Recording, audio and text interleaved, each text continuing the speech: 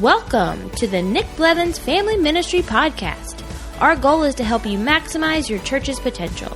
You'll hear from top leaders in children's, student, and family ministry about the principles and practices they use. Now here's your host, Nick Blevins. Well, hello and welcome to episode 139 of the podcast. In this episode, I talk with Shane Sanchez and we talk all about student ministry. And I happen to know Shane, and I know that he leads a great student ministry there at Mission Church. And we kind of talk about what does it look like? What do they do? What are some of the changes they've made over the last 5 years? And they've made some significant changes. And we kind of dive into that and what does that look like? And I don't know, maybe it's just me. But when it comes to student ministry specifically, I love to hear about what do you do? What's the format look like? When do they meet? How do students serve? How's that going? Right? I just love to hear what do you do? Because I don't think there's a million models of student ministry, but there are more than one. There's more than four. You know what I mean? And so I feel like there's just a handful of different ways people do student ministry, and it works differently in different contexts. So it was fun to hear what Shane does at Mission Church, why they have more high schoolers than middle schoolers. That's something we dive into, and maybe that's true in your church. It's not true in mine and not true of most churches I know out in this part of the country. And of course, we're in totally different places, and you'll hear that in the interview. But then at the end, we have a discussion, and I'd love to hear your thoughts on it too, just about kind of the fade that happens with high schoolers showing up less and less and attendance declining in those, upperclassmen years. And that's always been the case. It was the case when I was a student in church, But we talk a little bit about in our day and in this culture is another contributing factor, just the idea that 4 years of the same plan is old. By year 3 and 4, is it old again? That seems weird. I didn't sense that as I was a student as much, but there were things that I looked forward to that I knew weren't going to happen in 9th and 10th. So that's kind of what we talk about is like, is there something different need to happen there? What might we do differently now if we were designing student ministry from the ground up, knowing how different adolescence is? The adolescence is earlier, but adulthood and all that seems to come later. Just all those factors. Fascinating discussion. It's one of those things where I wish we could have just talked about that the whole time, or who knows, maybe we'll come back and talk about it some more. I'd love to hear your thoughts on it and what you think for sure. You can get all the links and show notes at nickblevins.com/episode 139.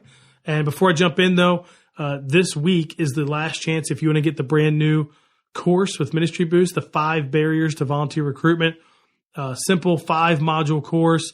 It's on sale it's on sale regularly for $25, but during this first 2 weeks you can get it for $10. Just use the code podcast. When you click enroll, go to ministryboost.org, click on courses, find that 5 barriers one. When you click enroll, the next screen, there in green text there, it'll say, use a coupon code or something like that, and just use the code podcast. And you'll get it for $10. That's good until Monday, this coming Monday. So if you're listening to this when the podcast comes out, you've got 6 days before that code will expire and the course will be the regular $25 price. But I hope if you were trying to recruit volunteers, if you've had some challenges there and you feel like something's getting in the way, I hope the course will be helpful to you. It looks at those 5 barriers, talks about them, and then gives you ideas of how you can overcome each one. And includes those 5-module videos along with some workbook that goes with each one and things you can do to implement that in your church. So without further ado, let's jump into my interview with Shane as we talk about student ministry. Well, today I'm talking with Shane Sanchez. Welcome to the podcast, Shane. Hey, how you doing? I'm doing well. How about you tell us a little bit about yourself and your family and your church, although some people will be familiar with it, with Kenny being on the podcast and you guys being in the same church. But tell us about all that before we get started. Yeah. So my name is Shane Sanchez. I'm out at Mission Community Church. We're in Gilbert, Arizona, in sunny, beautiful Arizona. This is home for me. I grew up here, which I love and I'm really grateful for. And I oversee the youth ministry here. So that for us is 7th through 12th grade. They're separate environments. We have junior high, 7th and 8th, and then high school, which is 9th through 12th. I am a husband and a father. My wife's name is Heather, and I love her and adore her. And she's the reason I feel like I can stay sane while doing what we do. And then I have 2 little boys and a third. We don't know yet if it's a boy or girl, but a third on the way. So Asher, Oliver, and then to be determined To be on the named. way. Congratulations. Yeah. That's awesome. Thanks, man. Thanks. Yeah, We we're named excited. our third 4 hours after she was born. So maybe you. Hey, that's good. I like that.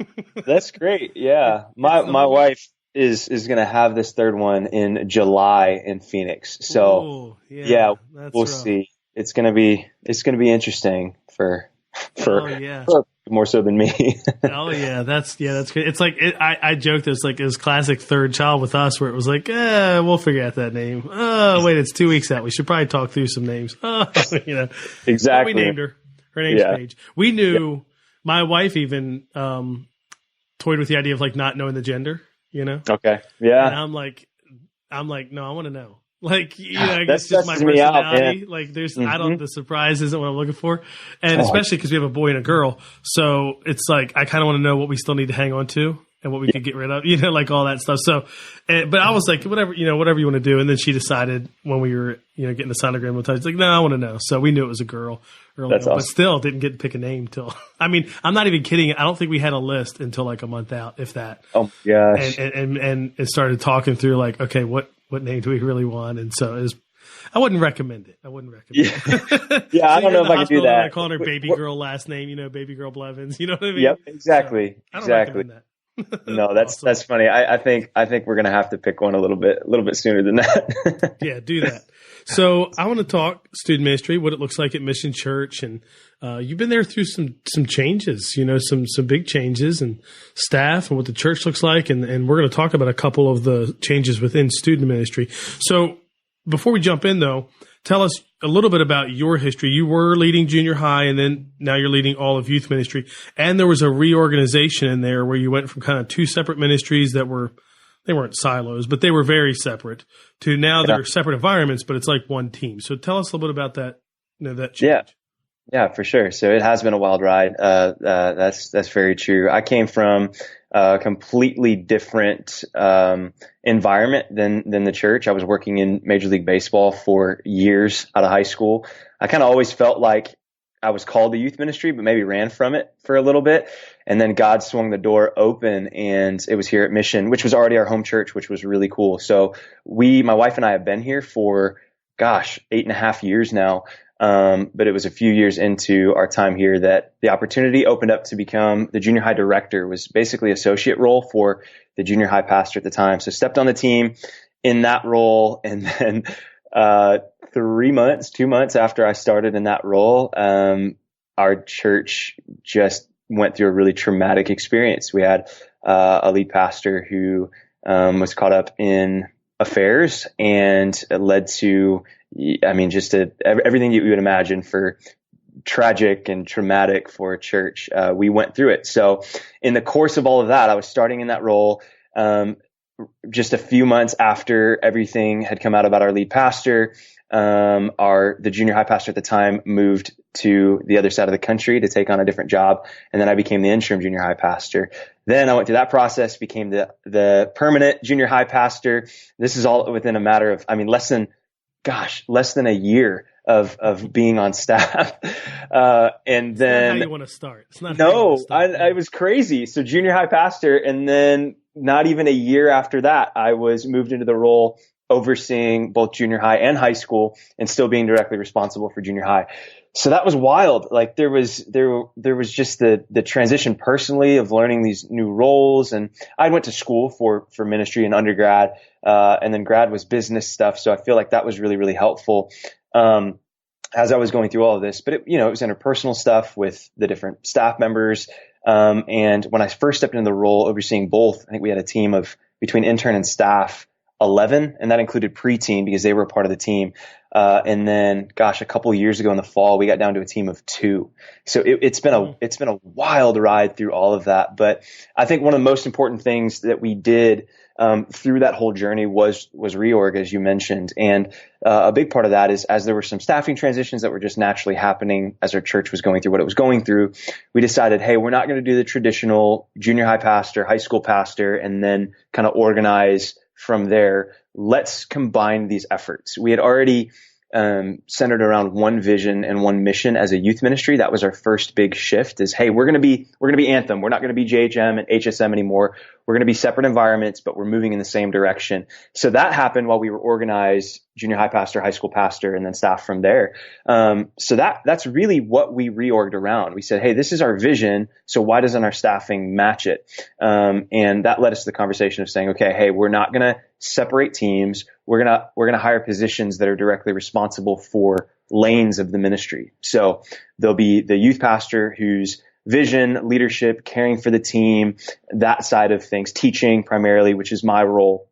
And we're going to have a programming director who's overseeing all of the programming that's happening. So that's weekend services, camps. I mean, even, the worship leader, production, all of that stuff. And it's going to be somebody who's really talented and gifted in that way.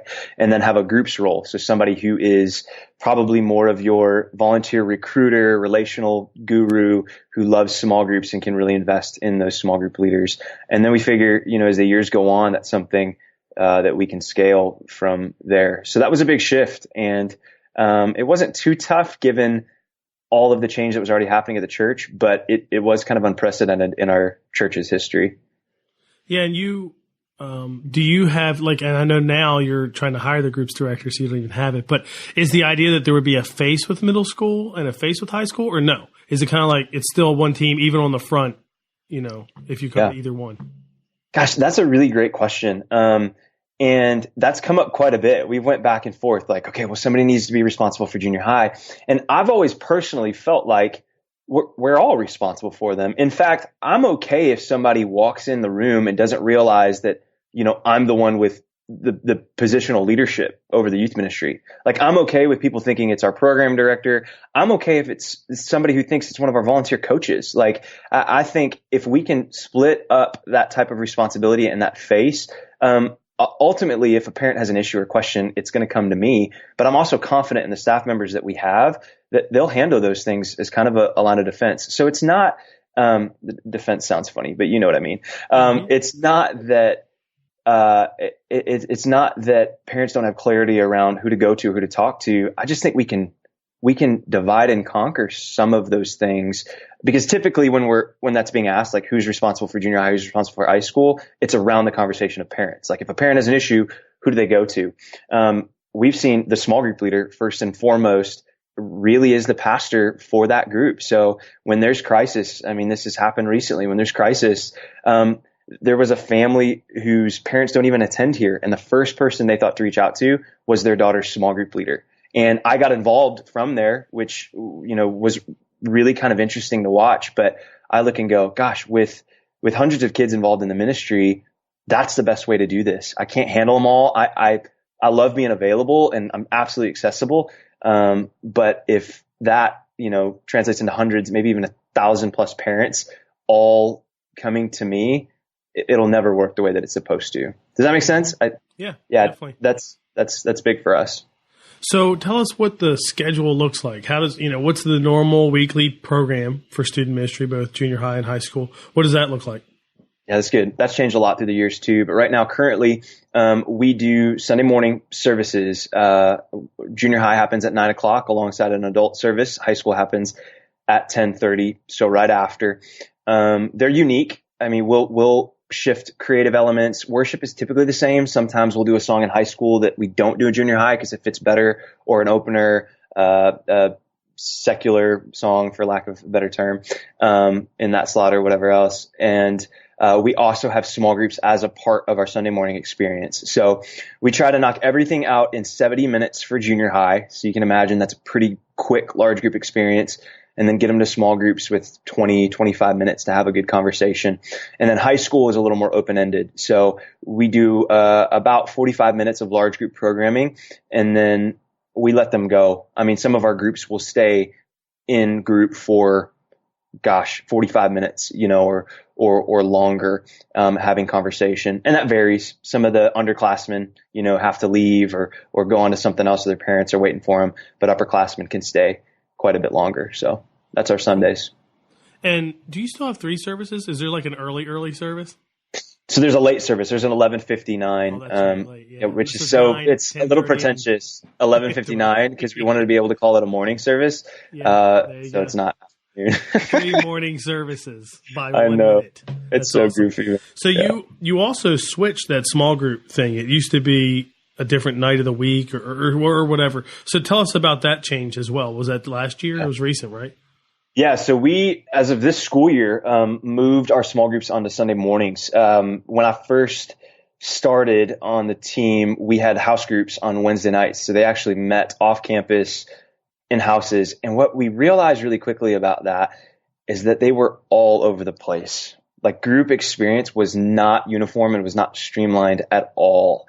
And it's not that we need uniformity or control, but there were just some things happening that were a bit off the wall. And it was so hard when they're in homes all over the East Valley here, in the Phoenix area. It's like, how do we create any, kind of concise and streamlined experience for small groups? So the first shift was to bring small groups to campus, and we kept them on Wednesday nights. We did it first with junior high because we figured it'd be easier with junior hires to get buy-in, and it worked really, really well. And then we brought high school onto campus the next year, and we're a little nervous about it, but it worked really, really well. They loved seeing each other every Wednesday night and having that time. It worked so well that it made it tough to bring them to Sunday morning, because now we're going, hey, we're going to get rid of a separate night of the week, and we're going to connect it instead to Sunday mornings. And the big reason for that is that Wednesdays were incredibly successful numerically.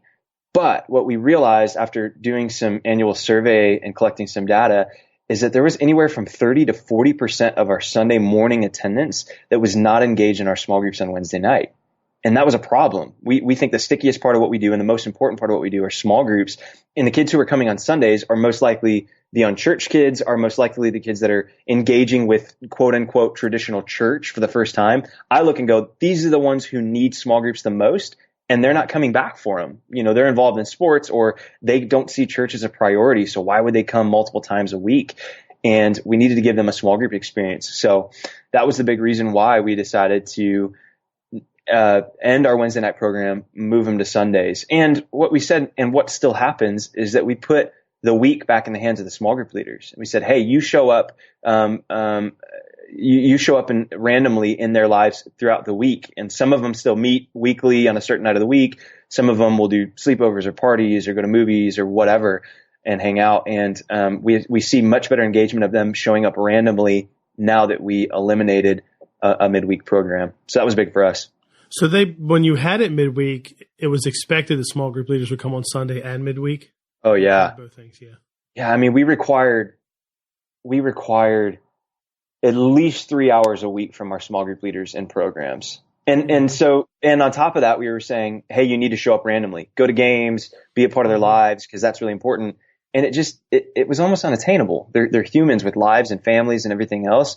So we were just asking so much, and we weren't seeing one of the things that we value most, which is them showing up randomly. Yep.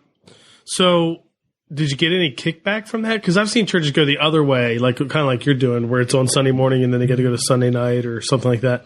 And you might get some pushback for that, because for parents, that means I'm bringing my kid out a different time, another time. Did you get any pushback here, or no? Was it pretty? No, that's a great question. It took us 3 school years to finally do this. So, given our church was in a really interesting state, so we only had so much relational equity, and we had already made a ton of change. So we needed to be wise. Our lead pastor, by God's grace, because I didn't have this wisdom, our lead pastor was really wise of saying, hey, this is the direction we need to go, but we need to think about when we go there. So we took some time to do it. And, every time we started the conversation, those that were closest to it were the ones that struggled. I think that there's always going to be a really loud minority. But when we finally ripped the Band-Aid off and said, hey, this is where we're going, I got one email response from the whole thing, which was just crazy, because I think everybody expected here we go. And it's like we hit the nuke button when we set the email out saying, hey, we're going to make this switch. And then everybody's like, okay, what were the responses? I was like, I got an email. And that was it. And yeah. We really haven't had much conversation from there. We've just kind of rolled into it, and it's been smooth. I know people are still talking. I know that there's still some of that, but there has not been any, dissension or disarray in response to the decision. And teenagers are still showing up, and I think our groups are healthy. So It's been good. So give us a picture of what attendance looks like. The church, you talk through the all that stuff that happened right when you came on board, church was probably 7,000, right? And then after all that mess, somewhere around 2,500 or less or whatever. But and it's been, I don't know how many years since then, but you've had Joel Thomas in as the lead pastor. Yeah. If anybody is familiar with North Point Community Church, that's where he was. So you struck gold there. Joel's a great guy, it seems like. Yes. And so I'm sure lots of things have stabilized and you've changed so much, but what does attendance look like and now especially that everything is pretty much on Sunday morning in terms of weekly environments? What's that look like junior high, high school? Yeah, that's great. Great question. It has been a wild ride attendance wise, because you have to think the different contexts that even our teams have functioned in, when we first came on, we were a church of close to 7,000, I would say. I think we were top 5 outreach, fastest growing churches in the country at the time. And then everything happened, and it was, a classic case study of what happens when those things happen in the church.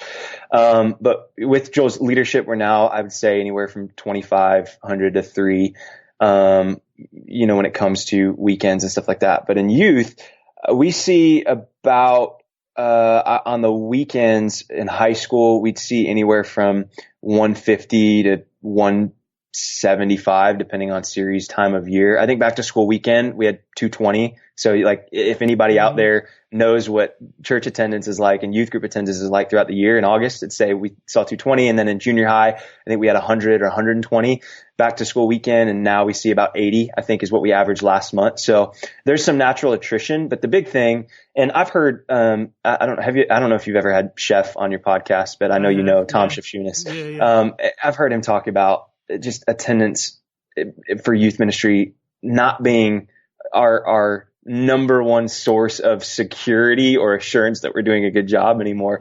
And that's not just a cop out. It's just the way it goes. In August, you'd be like, wow, we're feeling great, but if in January we're in a good spot, but not where we were, it could be so easy to be like, oh my gosh, what went wrong? But that's just not the case. So that's why for us, our active role when it comes to our small group rosters, is what's really important. So when you think about that, and we could maybe talk about active role here in a second, but if you look at our small group rosters, we have 273, I'll be really exact because I ran some numbers, 273 high schoolers engaged in small groups and 158 junior high or 7th and 8th graders engaged in those small groups. So that kind of gives a little bit of a different picture of kids that are actively involved in the ministry. Yeah, it's almost double your average attendance, which is probably these days true of church. Like I know I ran, we just opened a 4th, 5th grade environment, and kind of prior to that, I was running some different numbers like our frequency reports, and the average kid came 45% of the time. So it's kind of like the same thing you're seeing there, that you probably have double, what your average attendance is in terms of just involved, and they call this place home, and all that. And I wanted you to share those numbers for 2 different reasons. One, I think it's helpful for people just to get context. You do it on Sunday morning. What does that look like? But also because I know you're getting a lot more high school attendance than you are middle school. Now your junior high is different. You got 2 grades, 7th and 8th. Let's say you're getting 80 there, like you said last month. Even if you had 6th grade in, let's say it's 120, 130, whatever it might be, you still have more high school. And I find that's kind of not rare, but it's unique, especially out where I am on the East Coast. Most churches are struggling with high school. They're struggling with student ministry. But with high school in particular, there's such a drop-off. It has 4 grades, but yet most churches will get more out here in the middle school of 3 grades than they do in the 4 grades of high school. So what do you think it is about high school ministry there that has done well? And there's been a lot of change, but that's done well, and students are staying involved and active and all of that. What do you think are some of the things that are working? Yeah, I think some of it for our church, just culturally, is legacy. It's just always been that way here. In fact, when I started making some friends on the East Coast or in Atlanta area and all of that, I began to realize that it's pretty normal for middle school ministries to be larger or as large as the high school ministry. And to me, I was like, what? Because I just never experienced that in our context. But I think there is a strong cultural legacy here with our high school ministry at Mission that keeps kids engaged. And I think some of it too is pack mentality, because is there attrition for upperclassmen here? Absolutely. But I know right now we have 4 senior tribes. And I think we're doing this college prep course right now with our seniors. And last week we had, I think, 30 that were in it, which made up a good percentage of our high school ministry. And that's seniors. So, even when it comes to that, I think for us, there is a sense of kids want to be engaged in high school ministry here. I think they know that it's a safe place for them to bring their friends. I think as we've shifted visions across the church, I want to be careful, because I think this could potentially sound arrogant. I don't mean it this way, but I think in our area, we really are striving to create a unique type of youth ministry, meaning that I think kids who really were previously unchurched or dechurched or felt far from God, whatever that means, feel safe at Mission and feel safe to step into Anthem and begin to have those conversations. Because that's been, I think, the biggest cultural shift within the youth ministry, is that we're reaching a completely different type of teenager than we ever have before. Even as our church has shifted numerically, we're getting different types of kids to engage. So I think that's a big part of it. I think some of it is cultural, and we've even had weird experiences that are disconnected from me. But I remember somebody on staff here, he's a graphic artist, had some teenager stop by his house for some reason. That sounds really weird, but they were selling something or doing something. Yeah. And he was wearing one of our hats from the youth ministry, and they asked him, like, "Hey, we've heard of that. Like, tell us a little bit more." And the reason why I say that is I think with our brand and with our culture, our youth have done a really good job of creating, even, it sounds as funny as it sounds, a brand of, hey, I've heard some good things about that place, and I recognize that it's safe, and we have a long way to go in that. But I think that's been really helpful for us, especially with high schoolers. And that shows up for me personally with the types of high schoolers that are choosing to engage in the ministry. So would you say you get a good portion of your students are, students where their parents aren't involved in church? They're getting invited, they're coming without their parents, that kind of thing. I mean, if you had to guess, what percentage is it? Oh gosh, I don't even know. Yeah, that's a tough one. I don't know. I wouldn't be surprised if we had a quarter of the group whose parents aren't engaged. We hear it a lot pop up in baptism stories,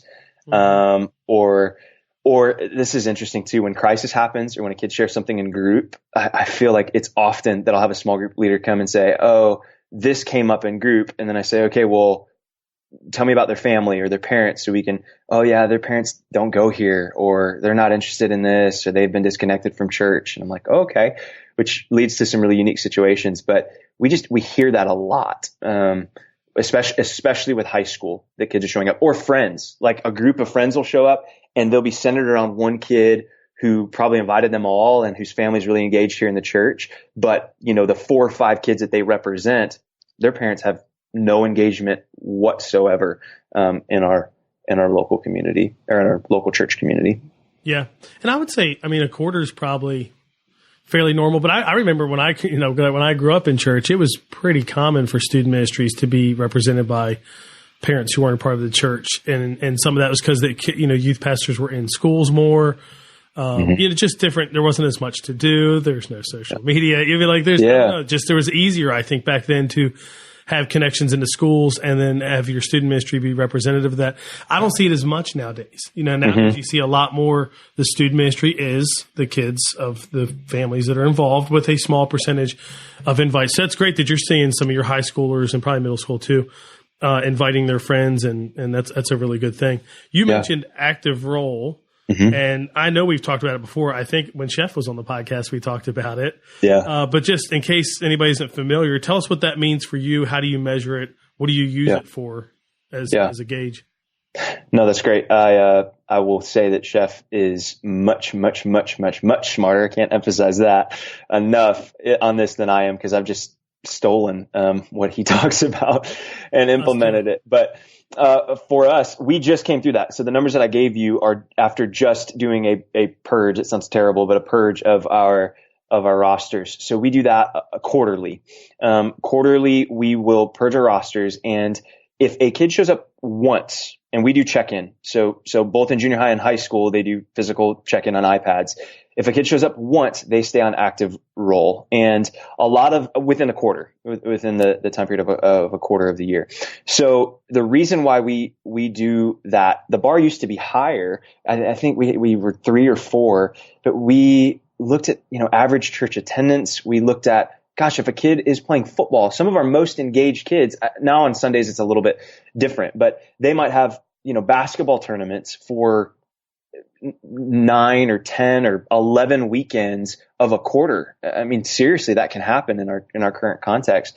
So if they're showing up to their group once, we don't want them to fall off the radar. We want them to be cared for by a small group leader. And it's a really, really, really small number, if any, kids who are only in that they showed up one time in a quarter category. But, there are some that showed up 2 or 3, and they're still a part of the youth ministry. They still, when they're talking to friends at home or a family member who asks about their life, they would still say, oh yeah, like I go to Anthem, or I go to Mission Community Church. That's my church home, even though we might see them once or twice a quarter. So with all of that in mind, that's our biggest reason why we do it. We go, these are kids who God has allowed us to have influence with. We have to care for them. They need to be cared for by a small group leader. There needs to be an adult who is responsible for their shepherding and for leading them. So that's why we keep kids on rosters in that way. But we do those purges once a quarter. And it's interesting because in January, we had kids that we had just removed from rosters, and they showed up. January 7th, we were checking them in, and we were going, well, they're not showing up here. Oh, it's because, 4 months ago, they were on a tribe roster. Tribes are our small groups. So it's an interesting process, but I think the reason why we do it is it helps us care best for the kids who would call us their church home. Yeah. It's also helpful. Like, I don't know if you do this, and I think we talked about this when Chef was on. And I mentioned this to you before we started recording, but it's great to even use the active role as a gauge for other things. Like, okay, how many kids are we sending on mission trips? Mm-hmm. Well, you could do a percent of average attendance, which is nice. It's helpful, but also what's the percent of active role? So in some ways it makes you look worse, because that was the case for us. It was like, we want half of our average student attendance serving in, volunteer roles in our church. Yep. And we hit that number. It was like, great. Now let's move it to half of active role. That's a big number. You know what exactly. I mean? Just move the needle. That's totally it. Yeah. So do you use it like that too? I mean, is it a gauge for different things? Well, now that we have our tribes on the weekends, yes, I think we're better going to be able to do that. I mean, even as we think through camp engagement and stuff like that, I think traditionally, because we would be working off a weekend attendance, we'd be like, oh my gosh, our camp engagement, it's more than what we see on an average Sunday.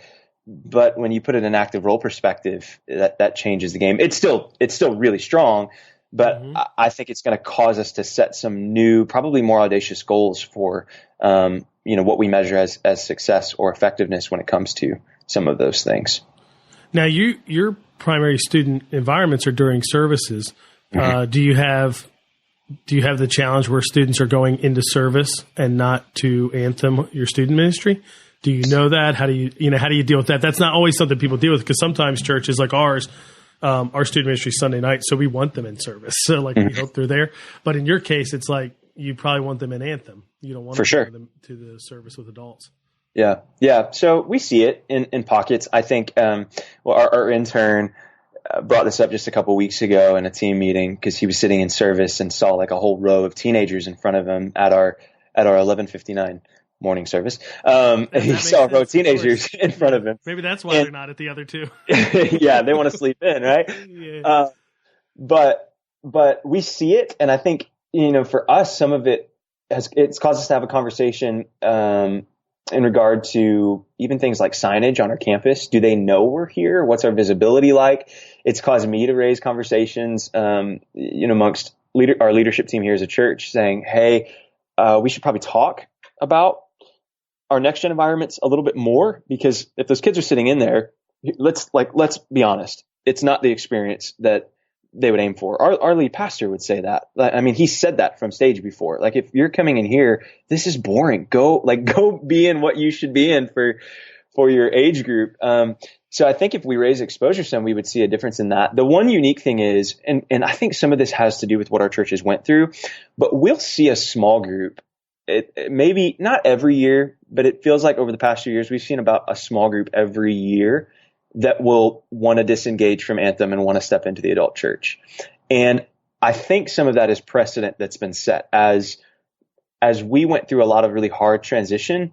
Even if I think about some of the kids who have done that, they were kids who saw their parents jump from our church completely, start attending a different church down the road or whatever, and they decided to stay. And it's not 100%, but, there were a lot of conversations as we shifted vision around, the conversation of depth in teaching and, what's here for insiders anymore or whatever, we're the seeker friendly church now or whatever all of that means. And some of that I think had impact on kids that remained in the youth ministry, because for those tribes that jump over to adults, we hear a lot of the same conversation and a lot of the same points being made, which is fascinating because older kids, older students is usually like the senior, junior. Yeah, exactly. Yeah. But what I was gonna say is fascinating because I've been their pastor since junior high. So, when it comes to teaching and stuff like that, it's like, well, wait a second. We've been doing this for 4 years together, which is, I think, something that culturally will probably go away somewhat in our church through the years as we continue to kind of grab a new vision and build a new culture. But that's been unique. And even just personally, like navigating that with kids that we love, or my wife and I love, has been tough at times, but I just don't want to see them walk away from the church. So those are the bigger conversations we're having is, we can't see them walk away from faith unnecessarily for whatever reason. So I wonder if it taps into something. It's a suspicion of mine that I'm sure others have talked about, and I haven't figured out what to do with it yet exactly. But I think, when I grew up in church, when I was in elementary school, I didn't even know better. But by the time I got to go to middle school, things were different. Our main program wasn't the Sunday morning Sunday school. That was like a thing. And we went to service, but student ministry was Sunday night or Friday night, depending on what year it was. And, and that was so different, and trips and all that. It was a different experience that you could look forward to. And then high school, similar. Now, my church, we didn't have a very distinct high school versus middle school, growing up. So it wasn't like it was that, but there was a difference in the sense that I don't even know how to describe it, but you felt like I knew as I got older, I knew, and when I grew up, our student pastor was more connected to the older students. Mm-hmm. I don't know that was intentional. I think it's more that they were older and could just relate more with somebody that was an adult. You know what I mean? For sure. I remember thinking, that's cool. And it did happen for me. I got more connected to him when I got older. And I think in the same way, and this is totally not what we were going to talk about, but what you said made me think about it. I feel like nowadays, it's hard to keep something peak in engagement for more than a few years. So the idea, we had this conversation about our middle school, high school. So our middle school, high school, they both meet on Sunday nights, but they're separate. However, and the student ministry takes over the whole building in our case. And we don't have a large facility, so it's not like we have separate student space. They just take over other spaces. Yeah. And what we talked about was the reality is in middle school, you're in the same environment you were in elementary. It looks totally different, because we can shape it. But so you've been there. I mean, by the time you're in 7th, 8th grade, you've been there 9 years. You know what I mean? Mm-hmm. And when you're in high school, we had started moving them to other areas, mostly small groups, and then we would do a once a month large group. So we made that shift. But still, again, it was the same thing. And so we're excited because we just opened up more space. We started a 4th, 5th, right? And then there's 4th, 5th grade environments. Those kids, they love that they're this new thing that's different from the younger kids. Yep. I even think the younger kids are happy to get rid of them. You know what I mean? We had that comment of they like them not being there. And so I wonder if in high school, because we've had the same thing where you get those older high school groups. It's like they're done with it. And part of and their complaints are valid, but also not really. You know what I mean? I don't think that's really true. And I wonder if it's just they're just kind of done with it. And what can they do? And the question I ask myself is, what can we do for 11th and 12th grade that is unique within the same environment? We even had a conversation. We didn't do much more with it, but it was if adolescence is earlier, but maturity is later. Yeah. If people are attending less, high schoolers are getting more of the freedoms and things that adults used to get when they got 18, 19, 20, but they're getting it at 15, 16. How different would you do student ministry? And we never really did much with it. We just had a good conversation. I don't know. Maybe that's what you're seeing. I'm just totally spitting off here, but I wonder if that's what's part of the problem is no matter how good it is, it doesn't matter because they've done it for 3 years and they're just ready for something else. Yeah. I think that's an important insight. I think there's a couple things that come to mind when you mention that. One is, and I've talked about this with a few friends, but I think we really, really, really underappreciate the 16-year-old milestone. We talk a lot about the 18-year-olds leaving church and kind of the chasm that exists between the end of high school and college or whatever's next for them.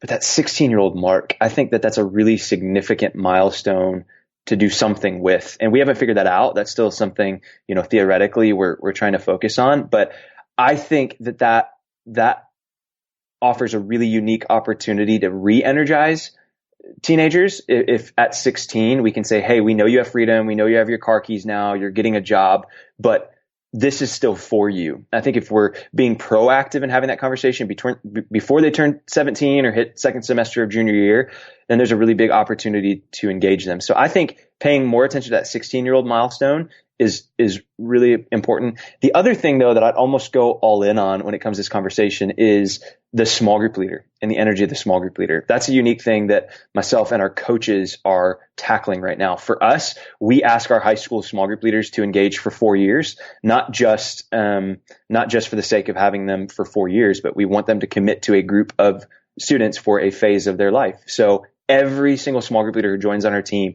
has said, yes, I will be here for the next 4 years. And just as I think teenagers can grow weary and get tired, I think the same thing can happen with those upperclassmen leaders. And if they get tired, even just a fraction, because they're the leader, that's just a basic leadership principle. It has a exponential impact, I think, negatively on the small group, on the teenagers. So I think if we're recruiting really great small group leaders and we're doing everything we can to keep them energized, which is, that's a conversation I just had with one of our coaches yesterday who leads upperclassmen guys, leaders. If we're keeping them energized, I think we have a much better shot at keeping them engaged. But with that being said, it doesn't hurt to offer unique things. It's why we're doing college prep in our context. That's 8 weeks where seniors are actually getting up out of our large group room and walking to their own environment during the sermon. And they're engaging and they want to be a part of it because it's unique and for them. So I think it's important to kind of add in some unique experiences for older high schoolers, but small group leaders. And then I think if we can do a better job of leveraging 16, a lot of this is theory now. I can tell you hopefully in a couple of years, but I think we do a better job at keeping them engaged. The other side of this, though, and I'm interested in your thoughts on this, is we want them to engage in the adult church. So that makes this conversation even more complex, because what I don't see as being effective, and I know there are a few places across the country that are doing this really well, but just creating another program for them as they enter college, maybe that chasm of leaving church or that gap of leaving church, just maybe we prolong it by a few years, but we never really teach them how to engage in the adult church. So there's a unique complexity and problem to solve there as well. And and ours is different because you're in the main service when you go into 6th grade, which is always a shock. That's fun. Okay. So we just opened this 4th, 5th grade environment, right? But before that, you would go from 5th grade into the service. 5th grade, where you were way too cool. You've been in the same environment for 6 years. You've been in your own small group, so you haven't been with in small group with younger kids, but you're in large group, with them. To you go to the service and then you come back 2 weeks later, can they serve in here? Which is code for we don't want to go to service. And then we got to have the conversation of, well, you can't, you got to serve and attend one. So you can serve, but you're still going to have to go to the service. And then they get over it and they're fine. But so in our case, they're in there, middle school, high school. So, but there is still that gap when they get out. I would say, because we're fairly, I don't know. It sounds harsh, but we're sort of anti the idea of college ministry. I don't know that I am as much, but our church culturally for sure is not for let's create a whole different thing for them there. Yeah. However, we probably have pendulum swung too far, and we've been this way ever since the church started, where we don't do enough. So in my view, there's some middle ground. Now, there are certain colleges ministries. You know EJ Swanson. He's been on the podcast. He is crushing it with college ministry at his church. Yep. Now, part of it is a very large church. He's at the main campus. It was a void, and they were able to fill it. So I think in certain cases, that's fine. But in a lot of churches, it's more just like, how do we get them to take a next? I think they need help taking that step. Versus, just be an adult now, get in a group, serve, whatever. Yep. Well, most of our students are serving anyway. And then getting in a group, it just depends. And so what we've seen is when we've had really good young adult, college age, whatever you want to call it, small groups, and especially the working together, like kind of creating a group, like a larger group. Like we saw it 1 year ago this is a long time ago, where it was like, wow, we have that age group, 18 to 22, is like the least involved, least in group, least giving, least on trips, least serving. And then we ramped up a group for them. It grew kind of like on its own to not on its own. It had good leadership and they led a lot of themselves.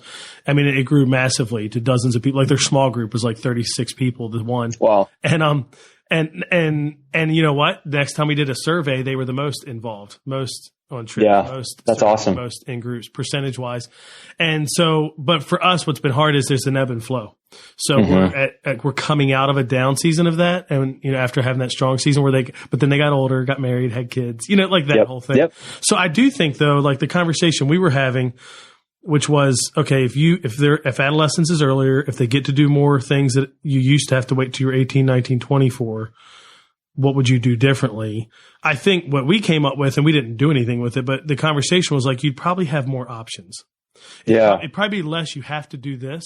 Yep. More, there's a couple options. And if you do any one of them, we're okay with that. Yeah. We haven't got there. I don't even know if you could do that unless your church was large enough to do options. Like imagine there's a Sunday night program, or you could do this small group thing over here, or you could do this third thing. Well, if your church isn't large enough, you can't do three things because then they're all bad. They're all lightly attended. They're all poor. If you're large enough, you could give those options and they could all exist on their own and be fine. But I don't have the answer to it. It is something we have done, like kind of like you're talking about, a bigger emphasis on a senior experience. So there's a senior retreat that kicks off the year. There's a monthly conversation. Like next month, it'll be about finances. And we've got an accountant guy that is, teaches financial peace for us. And he's going to come in and do that. We got a counselor that's going to talk the next month. And that's cool because that does give them a little bit of and it's just like you said, it happens during the normal program time. So they kind of have that separate thing. So I think that's the easiest way we've been able to get at it, but we don't have the answer yet. So anyway, that's a good conversation. No, that's good. That's good there, but I feel like that's what a lot of churches are wrestling with and why student ministry is struggling and why high school, in most cases, not necessarily in your case, the decline is there's always the decline. Yeah. But I just feel like in a lot of churches, it's worse now. So who knows? We'll see. Maybe you can solve it and come back on the podcast. We'll see. Tell us what the answer is. I hope. Yeah, that'd be awesome. Cool. Well, that was really helpful. I wanted to get you on here to talk about what it looks like. I love just hearing what student ministries do. I mean, it's not like children's ministry where a lot of it's fairly similar. And there are always differences, but student ministry, the way I say it is there's probably not 50 models, but there's probably 8, and they're all, they can all be successul. And so I'd love to hear, what different churches are doing. So how can people connect with you if they have any questions or want to follow up about anything? Yeah, you can find me on social media at Shane Sanchez on everything. Connect with me there. I'd love to meet, say hey. I have a blog. I haven't updated in a long time, so I don't know that it's even worth that. But maybe maybe I'll get back to that in a little while. But social media, Instagram, Facebook. I'm Shane.Sanchez, and then Twitter at Shane Sanchez. Cool, man. Well, thanks for taking time to come on the podcast and talk student ministry. I appreciate it. Thank you. Thanks for having me. This is really great. Appreciate what you do. Again, that part of the discussion at the end where we just talked about, what's with the fade in high school, it's always existed, but is there more contributing now where students just get tired of the same thing by year 3 and 4? Do they need something else to look forward to? I don't know. We certainly have explored with that in different ways in our church, and we have found some success with our senior plan and, just giving them a different experience there. I think there's even more to be had probably on the leadership front, like giving juniors and seniors bigger roles in leadership within the ministry that could help, again, just put a different spin on the experience and lean into them more. I think that could be part of it. But that was a great discussion. I'd love to hear your thoughts. You can always email me at nick@nickblevins.com. If you've got any thoughts, if you've got any, people that could be guests on the podcast to talk about that as well, I'd love to hear about those. You can get the show notes at nickblevins.com/episode 139. And as I mentioned in the intro, there's 6 days left when this podcast comes out to get the 5 Barriers to Volunteer Recruitment course for just $10. So if you're going to get that course for just $10, that expires on Monday, March 18th. And you just use the code podcast to get that deal. After that, it's $25. And whether you get it for 10 or 25 or whatever, or maybe you go check it out just to see what the 5 barriers are, because you can see that right in the course without even buying it. That's fine too. I just want it to be helpful to you as you go to recruit volunteers and get those barriers out of the way so they're not working against you as you're trying to recruit. Well, I hope this was helpful. Hope it, gave you an idea of what they're doing at Mission Church and student ministry, and, what changes might you want to make, or where are you seeing some momentum, or where do you need to kind of kickstart some momentum. Some action items I think about are evaluating your student ministry and thinking about where do we have momentum and why, and then where do we not have momentum, and what are some things we could do to maybe create it. What's a change that we could make? Maybe it's a bold change, but we really think it can make a difference, and then an action item would be to start talking about that. Start talking to some parents, start talking to some volunteers. I think that'd be really helpful. And then the third thing that you could do is, what is something different you can do with juniors and seniors to help get them engaged again, kind of anew, fresh in those junior and senior years that's different than what they're normally experiencing, so that you can try to keep them engaged before they start checking out. So if those are 3 great steps you could take coming out of this podcast episode that I think would be helpful. As always, I appreciate you listening, liking and sharing social media when it gets shared, and subscribing to the podcast. Certainly love it when you leave a rating and a review in Apple Podcasts or wherever you listen to it, because that really does help get it out there. So hope it's been helpful. Look forward to another interview next week. If you're not subscribed, be sure you do so you never miss an episode. Until then, hope you have a great week, and I'll catch you next time on the Family Ministry Podcast. Thanks for listening to the Nick Blevins Family Ministry Podcast. We hope this helps you maximize your church's potential. We would love to hear stories of how you apply what you've learned. You can do that by leaving a comment on iTunes or in the show notes at nickblevins.com.